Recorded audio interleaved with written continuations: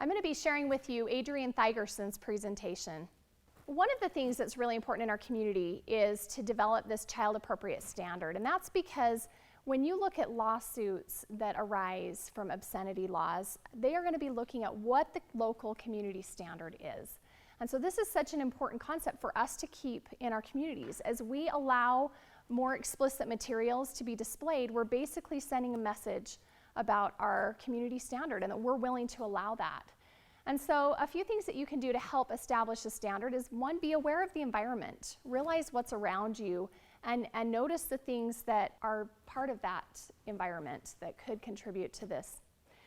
Try to see things from a child's perspective. You know, a lot of times when we're in grocery stores, you look and the magazines that may not be appropriate are at a child's eye level.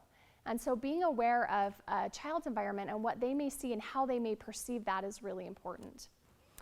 Realize that we are voting every day. If you see an inappropriate magazine and you don't say anything about it, you're basically saying that you're okay with that. If you see a billboard along the freeway and you don't call and say, hey, come on, this isn't appropriate, you are basically agreeing to what is there. And so realize that you're voting based on not speaking up or speaking up about an issue.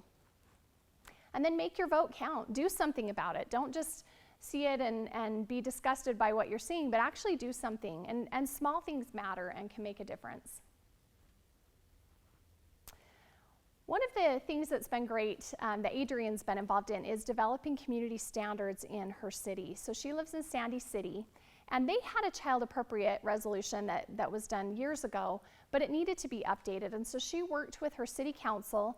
The Healthy Sandy Committee is promoting good health in the community using other nonprofits and governmental leaders. And so she got involved there, and they were able to adopt an updated child-appropriate resolution for Sandy.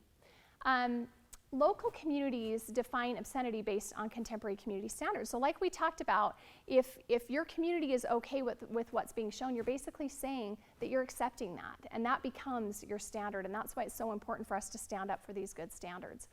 You know, I had an experience just recently where I was driving along the freeway and saw a billboard that I thought was inappropriate. And it's funny because the same company had a banner ad too that popped up when I was reading the newspaper that morning online. And so after hearing Adrianne's speech, I thought, you know, I'm going to call. I got to do something about this. And so I did. I called the company. It was a plastic surgery company. And I just said, you know, as a woman, I'm offended by how you're portraying this woman. Like you're objectifying women in your advertising. And the person I ended up talking to was actually the marketing person who was marketing for this company. And she said, well, tell me more about that. Tell me, you know, why does it make you feel that way? And she kind of ended up interviewing me as a potential target audience for their advertising. And I was able to share with her some of my concerns and how this does impact the community and what would be maybe a better tactic for them to use. And she thanked me, and I don't know what happened. I haven't seen that again recently, but those are the kinds of things that we need to do. We need to speak up, and we need to stand up for what we believe is important. So a few things that you can do on this community appropriate standard is you can find out, or child appropriate standard, you can find out if your city has a child appropriate resolution or proclamation.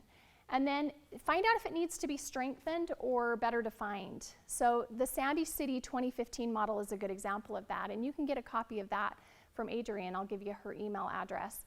And then share the standard often with businesses, schools, and public institutions.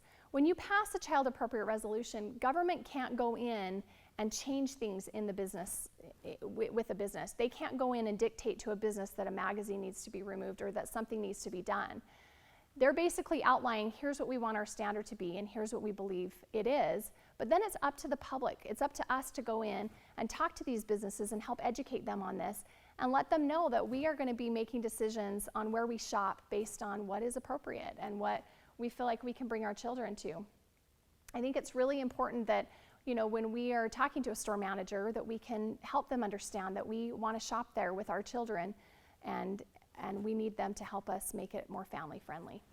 For a copy of the Sandy City 2015 resolution, you can email Adrianne Thygerson at gmail.com. It's ADrianneThygerson at gmail.com.